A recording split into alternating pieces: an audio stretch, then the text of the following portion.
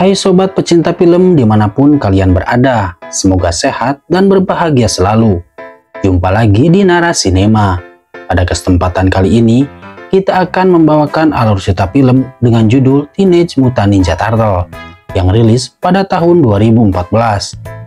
Film ini menceritakan seorang reporter bernama April O'Neil yang sedang mendalami sebuah kasus kejahatan, di mana ia malah disandra oleh kelompok kejahatan tersebut. Untungnya ia berhasil diselamatkan kelompok misterius yang tiada lain adalah sekelompok kura-kura ninja. Tanpa berlama-lama, langsung saja kita bawakan alur ceritanya. In 3, 2, 1.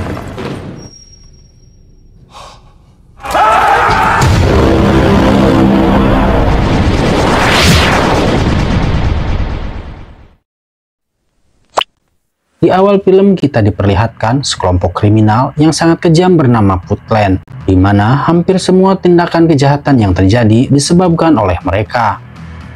Bahkan polisi pun sama sekali tidak berkutik di hadapannya, karena mereka selalu berhasil lolos dari kejaran petugas. Lalu kita dibawa ke suatu tempat, di mana tempat tersebut adalah sebuah lorong pembuangan air, di mana di dalamnya terdapat sekawanan kura-kura dan seekor tikus yang bermutasi dan menjadikan mereka memiliki kemampuan untuk menyelamatkan umat manusia. Dan inilah kura-kura ninja. Kemudian kita dibawa ke sebuah dermaga. Di sana ada seorang reporter wanita yang sedang melakukan wawancara. Wanita ini bernama April O'Neil, di mana belum lama ini telah terjadi sebuah perampokan bersenjata di tempat tersebut. Dikatakan hampir semua jenis bahan kimia berbahaya habis dicuri oleh para perampok. You don't just buy this stuff, even on the black market. Benzyl cyanide and some deaminating agents. Belum selesai melakukan wawancara, April dipanggil oleh seseorang bernama Vernon Van Wyck. Ia adalah rekan kerjanya sekaligus kameramennya. Diketahui April sangat berambisi untuk menjadi seorang jurnalis yang terkenal, yang selalu ingin mendapatkan berita besar untuk dipublikasikan. Akan tetapi semua tak sesuai dengan harapannya, di mana April hanya menjadi seorang reporter biasa yang meliput berita ringan saja. 4 years of journalism school so that I can do that. Singkat cerita, malam pun tiba. April memutuskan untuk kembali ke dermaga dengan harapan ada seseorang yang bisa ia wawancarai tentang perampokan tersebut.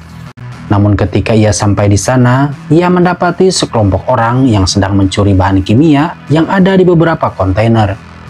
Dan ternyata mereka berasal dari kelompok Foot Clan. Dan sepertinya mereka juga pelaku dari perampokan yang belum lama ini terjadi. Di tengah aksi perampokan tersebut, mereka diserang oleh sekelompok orang yang entah dari mana asalnya.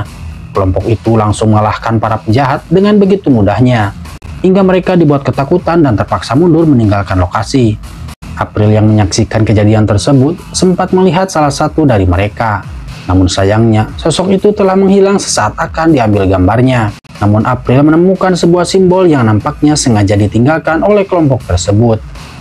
Singkat cerita, keesokan harinya, April yang sadar jika kejadian semalam akan menjadi sebuah berita yang sangat menggemparkan. April lantas menyampaikan hal tersebut kepada semua teman kerjanya. Jika ada sekelompok orang yang bisa melawan Foot Clan dan bahkan mampu mengalahkan mereka dengan mudah. Namun sayangnya mereka semua sama sekali tak percaya dengan apa yang diceritakan April. Sekalipun ia sudah menunjukkan foto simbol yang ada di TKP. Malam harinya April datang ke sebuah acara di mana kita diperkenalkan pada seorang pria bernama Eric Sheck. Di mana Eric ini adalah pemilik dari suatu perusahaan bernama Sheck Industry, di mana perusahaannya mempunyai pengaruh yang sangat besar di kota New York. Bahkan teknologi yang mereka kembangkan digunakan untuk menjaga keamanan di sana. New York, our city, safe. Setelah Eric selesai berpidato, April menghampirinya. Dari perbincangan mereka diketahui jika dahulu Eric pernah bekerja dengan ayahnya April di sebuah lab. Hingga suatu ketika terjadi sebuah kecelakaan yang menyebabkan lab tersebut terbakar dan menewaskan ayahnya April di sana. I'll see you on TV. Kemudian kita diperlihatkan suatu tempat yang mana itu adalah markas dari Foot Clan.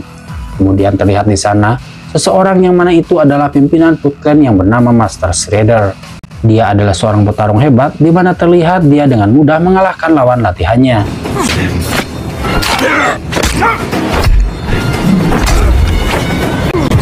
Dan setelah kejadian pada malam itu, dia sangat kecewa dengan hasil kerja anak buahnya, di mana mereka dapat dikalahkan dengan mudahnya oleh kelompok orang yang tidak diketahui.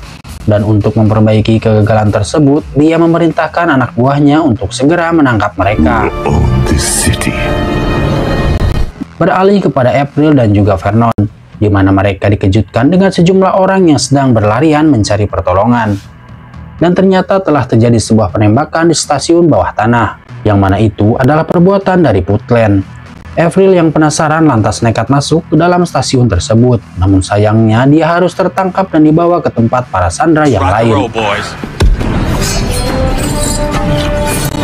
Tepat di saat sebuah kereta lewat, lampu-lampu di sana seketika padam dan mereka tiba-tiba diserang oleh sekelompok orang misterius dan dengan mudah dapat dikalahkan.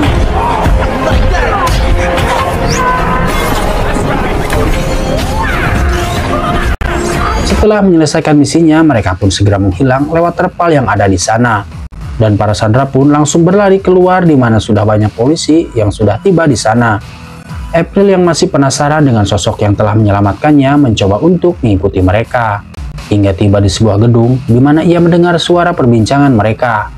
Kemudian April langsung naik ke atas gedung untuk melihat mereka secara langsung. Setibanya di atas, April lantas memotret mereka. Namun cahaya flash dari kamera tersebut membuat April ketahuan. Di saat itu juga mereka langsung menangkapnya dan meminta untuk menyerahkan ponselnya.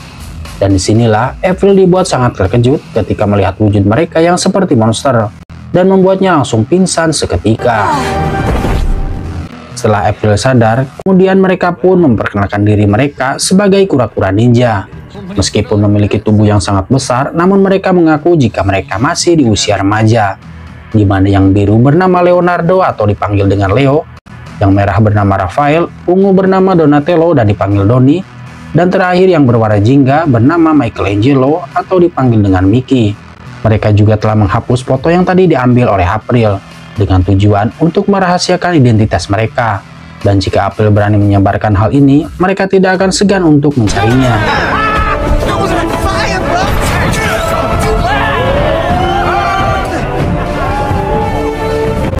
Setelah itu, April segera kembali ke rumahnya karena dia tiba-tiba teringat akan sesuatu. Dan setelah membongkar lemari bajunya, ia pun menemukan sebuah berkas yang berjudul Project Renaissance, di mana proyek ini dikerjakan oleh mendiang ayahnya dan Eric pada saat mereka masih bekerja sama. Setelah membukanya, April menemukan sebuah simbol yang sama dengan yang digambar oleh keempat kura-kura di sana. Tak hanya itu, dia juga menemukan sebuah rekaman yang menunjukkan tentang proyek tersebut, di mana mereka menggunakan 4 ekor anak kura-kura dan juga seekor tikus yang ternyata Leo, Rafael, Doni, dan Mikey adalah keempat kura-kura yang ada di dalam video tersebut. Sementara itu, Leo dan yang lain baru saja sampai di tempat persembunyian mereka. Secara diam-diam mereka masuk ke dalam sambil meletakkan senjata mereka di tempatnya masing-masing. Tak lama kemudian mereka dikejutkan oleh sesuatu yang mana itu adalah sensei atau guru mereka yang bernama Master Splinter. Sama seperti mereka, Splinter adalah tikus yang juga ikut bermutasi setelah dijadikan subjek eksperimen. Ternyata Splinter melarang mereka untuk pergi ke atas sebab sangat akan berbahaya jika mereka diketahui oleh para manusia. Dan karena sudah melanggar, mereka pun diberi hukuman dan dipaksa untuk mengatakan apa yang sudah mereka kerjakan. Akan tetapi, mereka sama sekali tidak mengatakan apapun. Namun setelah ditunjukkan sebuah pizza keju yang sangat menggoda, Mikey langsung buka mulut dan menceritakan semuanya. Setelah mendengar itu, Splinter justru menyuruh mereka untuk segera menemukan April karena dia punya firasat akan ada bahaya yang mengancam keselamatannya. Di tempat lain, April sedang berkunjung ke rumahnya Eric, dan Eric pun mempersilahkannya untuk masuk. Tanpa basa-basi, April langsung menceritakan apa yang ia temukan kepada Eric, di mana eksperimen yang sudah mereka lakukan 15 tahun yang lalu itu benar-benar membuahkan hasil, dan kura-kura hasil eksperimen mereka telah bermutasi dan menjadi pahlawan yang selalu memerangi kejahatan di seluruh penjuru kota. Setelah itu, Eric membawa April ke sebuah ruangan di mana di dalamnya terdapat sebuah lukisan khas negeri Jepang. Eric menjelaskan tujuan dari Project Renaissance adalah untuk menemukan obat untuk segala penyakit, di mana mereka mengembangkan mutagen yang mampu menstimulasi pengobatan tubuh manusia pada tingkatan sel. Dengan kata lain, apapun jenis penyakitnya dapat disembuhkan dengan mutagen yang sudah mereka kembangkan. Capable of stimulating self-repair. Your father and I were trying to recreate that cure. Dan saat ini di dalam darah keempat kura-kura tersebut mengandung mutagen yang sangat amat berharga. Maka dari itu, dia membutuhkan bantuan April untuk menemukan mereka. Dan untuk berjaga-jaga, dia memberikan kartu namanya jika sewaktu-waktu ada petunjuk mengenai keberadaan mereka. Show you up. Malam harinya ketika April sedang menggunakan laptopnya, entah kenapa layar monitornya tiba-tiba menjadi error. Dan ternyata itu adalah semua perbuatan Donnie yang telah meretasnya. Dia meminta April untuk datang ke suatu tempat karena ada yang ingin mereka tunjukkan. Tibanya di sana, April dikejutkan oleh mereka di mana wajahnya langsung ditutup dengan menggunakan kain. Kemudian mereka membawanya ke tempat persembunyian mereka yang berada di sebuah lorong selokan. Ketika melihat Splinter yang ada di depannya, April langsung mengenali wajahnya meskipun ini adalah pertama kalinya dia melihat wujud Splinter yang sudah bermutasi. All will be made clear. Di tempat lain diperlihatkan Eric datang ke suatu tempat yang ternyata itu adalah markas dari Foot Clan. Tak lama kemudian muncullah Shredder yang langsung menyambutnya, di mana Shredder memanggil Eric dengan panggilan murid. Dan terungkaplah sebuah fakta jika Shredder adalah senseinya Eric. Dan diketahui jika selama ini mereka sudah bekerja sama dengan waktu yang cukup lama. Di mana Eric yang selama ini dipercaya masyarakat untuk melindungi kota ternyata hanya topeng belaka. Tujuan Eric menemui Shredder adalah untuk menyampaikan jika selama ini yang mengganggu rencana mereka tidak lain adalah keempat kura-kura hasil eksperimennya dahulu, dan ternyata mereka masih hidup. Jika keempat kura-kura tersebut berhasil tertangkap, maka mereka bisa melanjutkan rencana yang sudah lama terhenti. Kemudian mereka pun melacak keberadaan April lewat kartu nama yang sebelumnya dia berikan kepada April. Dengan begitu, mereka bisa langsung mengetahui tempat persembunyian mereka. Kembali lagi kepada April dan Splinter yang sedang menceritakan asal mula bagaimana semua ini bisa terjadi. Ternyata ayahnya April merupakan orang yang pertama kali sadar jika Eric adalah sekutunya dari Foot Clan. Dia juga tahu kalau mereka sedang merencanakan sesuatu yang jahat di balik proyek eksperimennya. Maka dari itu dia membakar lab tempatnya bekerja hingga merenggut nyawanya sendiri. Untungnya di tengah kekacauan, April datang dan menyelamatkan Splinter dan juga yang lain, lalu membawa mereka ke tempat yang aman. Dan dari selokan inilah mereka mulai bermutasi menjadi sesuatu yang tidak pernah mereka bayangkan.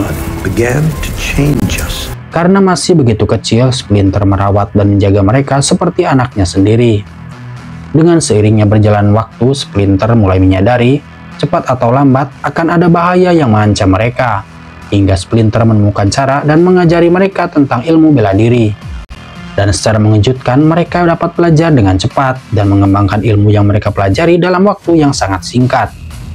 Di tengah perbincangan, tanpa mereka sadari, pasukan Foot Clan sudah sampai di lokasi tempat persembunyian mereka, di mana mereka langsung meledakkan tembok luar untuk menjebol masuk ke dalam.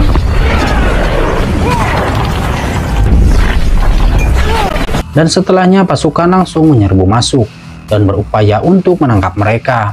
Akan tetapi, kelima mutan tersebut dapat mengalahkan mereka dengan cukup mudah. Sementara itu, Raphael pergi ke suatu ruangan berniat untuk menghalau mereka, namun tak diduga, langit-langit yang ada di sana seketika runtuh dan jatuh menimpanya. Setelah itu muncul Shredder yang sudah memakai baju jirahnya, dilengkapi dengan sejumlah bilah pedang di kedua ujung tangannya. Dan saat itu Splinter langsung berhadapan dengannya, di mana terjadi pertarungan yang cukup sengit di antara mereka.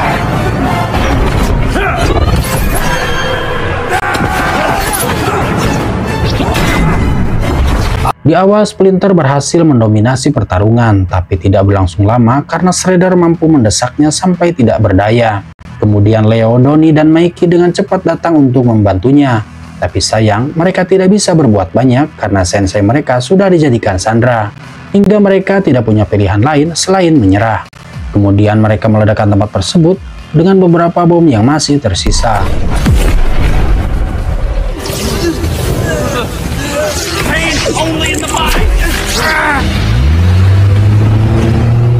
Sementara itu, Raphael yang sebelumnya tertimpa reruntuhan ternyata masih hidup. Dan dia sangat terkejut ketika melihat Splinter yang sudah sangat memprihatinkan. Dengan cepat, dia memberikan pertolongan untuk menyembuhkannya. Kemudian Splinter menyuruhnya untuk segera menyelamatkan 3 saudaranya yang saat ini sedang dalam bahaya. Dalam sebuah monitor, April menemukan petunjuk lokasi mereka lewat pelacak yang dinyalakan oleh Donatello. Namun untuk pergi ke sana mereka membutuhkan sebuah kendaraan. Maka dari itu, April menghubungi Vernon untuk meminta bantuannya. Vernon yang sebelumnya tidak percaya dengan April, namun kali ini ia langsung dibuat sangat terkejut dengan kemunculan Raphael yang tiba-tiba sudah ada di dalam mobilnya. Di sisi lain, Leo, Donnie, dan Mikey sedang ditahan di markas Foot Clan. Di sana juga ada Eric yang dibuat sangat terkesan dengan 3 makhluk yang ada di depannya. Dan di sini ia menceritakan rencana yang saat ini sedang mereka jalankan. Dikatakan mereka memiliki banyak racun mematikan yang mereka dapat dari hasil perampokan di dermaga. Nantinya semua racun mematikan tersebut akan dilepaskan dan disebarkan ke seluruh penjuru kota. Dan bisa dipastikan akan ada banyak korban berjatuhan yang akan mengguncang seluruh dunia. Kemudian Eric akan mengambil keuntungan dengan menjual obat penawar racun tersebut yang dibuat dari mutagen yang didapat dari tubuh mereka. Itulah kenapa mereka dibawa kemari untuk kemudian disedot darahnya sampai tidak tersisa. We will be gods. Di sisi lain, April dan yang lain baru sampai di markas Foot Clan dan langsung menerobos masuk ke dalamnya. Namun hal itu diketahui Eric yang berada di dalam, di mana dia langsung pergi menuju pusat kota. Setelah itu Raphael tiba di ruangan tersebut, yang di sana sudah ada Shredder yang sudah mengenakan baju jirahnya. Dan mau tidak mau, Raphael harus melawannya meski dia tahu kalau dia tidak akan menang melawannya.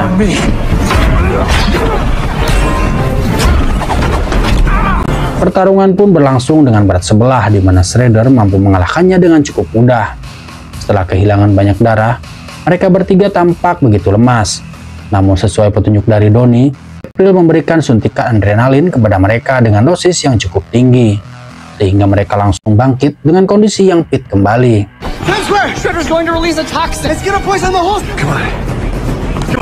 Kemudian mereka harus secepatnya menuju pusat kota sebelum Shredder melepaskan racun tersebut.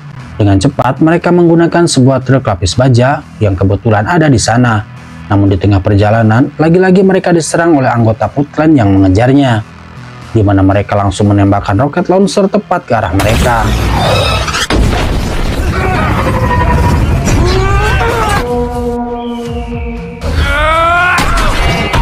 Tak punya pilihan lain, Vernon dengan nekatnya langsung banting setir dan menuruni gunung. Namun mereka terus dikejar oleh para penjahat yang mengikuti dari belakang. Para penjahat itu juga sempat menyerang Leo dengan senjata mereka. Tak tinggal diam, Donnie langsung menyelamatkannya. Dan ia juga sempat menghempaskan salah satu mobil hingga terpental. Kemudian Mikey dan Raphael juga membereskan mobil yang satunya. Dengan begitu, tinggal satu mobil lagi yang tersisa. Namun masih ada satu masalah lagi yang mereka hadapi, yaitu dalam waktu kurang dari 1 menit, mereka akan segera jatuh ke dalam jurang yang letaknya tepat di depan mereka. Dengan cepat Leo memberitahu April dan Vernon yang ada di kursi pengemudi. Akan tetapi, mobil yang mengejarnya menembakkan senjatanya ke arah Leo. Melihat itu, Donnie dan Raphael pun melakukan suatu gerakan dan langsung menghantam mobil tersebut.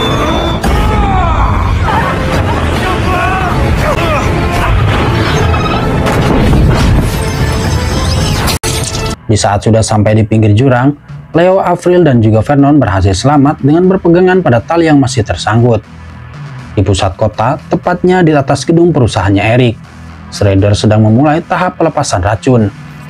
Di gedung yang sama, Eric juga sedang mengekstrak darah yang sebelumnya dia dapatkan dari Leo, Donnie, dan Mikey untuk mendapatkan mutagen berupa cairan berwarna hijau. Sementara itu, April dan yang lain sedang melewati suatu gorong-gorong yang langsung menuju ke bawah gedung Eric. Tibanya di sana, mereka pun langsung berbagi tugas. Rencananya, April dan Vernon akan pergi ke tempatnya Eric, sementara mereka berempat yang akan melawan Shredder.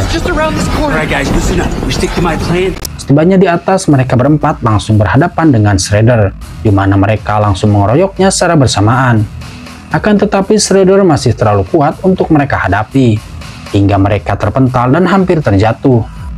Akibat pertarungan mereka mengakibatkan banyak puing-puing bangunan yang jatuh menimpa pejalan kaki di bawah. Di sisi lain, April dan Vernon yang baru sampai di tempatnya Eric langsung dikejutkan dengan beberapa tembakan dari Eric.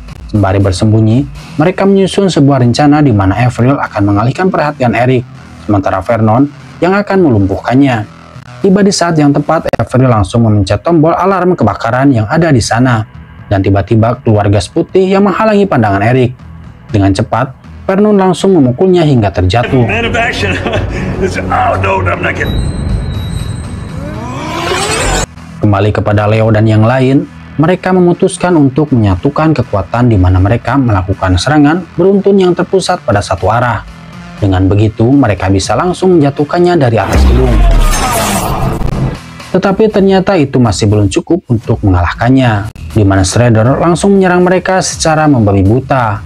Selain bertahan dari serangan, mereka juga harus membatalkan peluncuran tersebut. Untungnya dengan kejeniusan Donnie, dia berhasil membatalkan peluncuran tersebut. Bam! System disabled. Melihat itu, Shredder mencoba merobohkan menara, di mana di ujungnya terdapat wadah racun tersebut, dan jika dibiarkan jatuh, maka racun itu akan tersebar dalam radius 10 blok.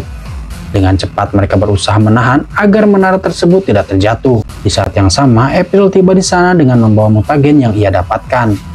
Tak lama setelah itu, menara tersebut langsung runtuh seketika.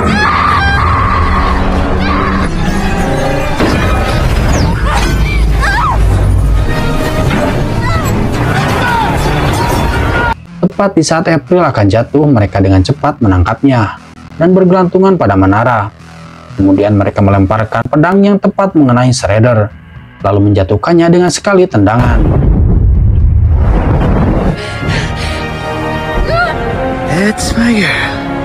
Namun mereka masih harus bertahan sebab menara pelan-pelan mulai jatuh ke bawah. Sadar kalau mereka akan mati di sana, masing-masing dari mereka mengucapkan salam perpisahan, sampai-sampai Raphael tidak sanggup menahan air matanya. Namun takdir berkata lain, di mana mereka semua berhasil selamat. Begitu juga dengan warga sipil yang ada di sana.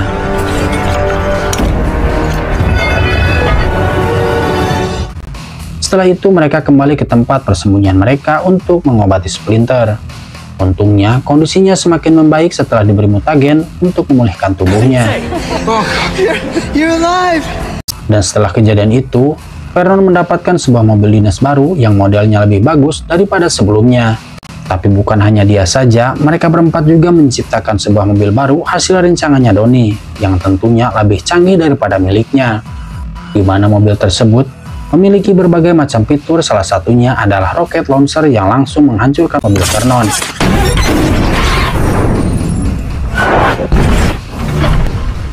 Tanpa ada rasa bersalah sedikit pun, mereka langsung pergi dari tempat tersebut dan meninggalkan mobil Vernon yang hancur berantakan. Dan film pun selesai. Dari film ini kita bisa belajar bahwa kekuatan sejati tidak hanya datang dari fisik, tetapi dari persaudaraan, keberanian, dan kerjasama. Meskipun berbeda sifat dan karakter, Leonardo, Donatello, Michelangelo, dan Raphael membuktikan bahwa setiap perbedaan justru bisa saling melengkapi untuk mencapai tujuan bersama. Itulah Sob Alur cerita film kita kali ini. Semoga kalian suka. Jangan lupa dukung channel ini dengan cara klik subscribe, like, dan komen. Sekian dan terima kasih, dan sampai jumpa di alur cerita film berikutnya.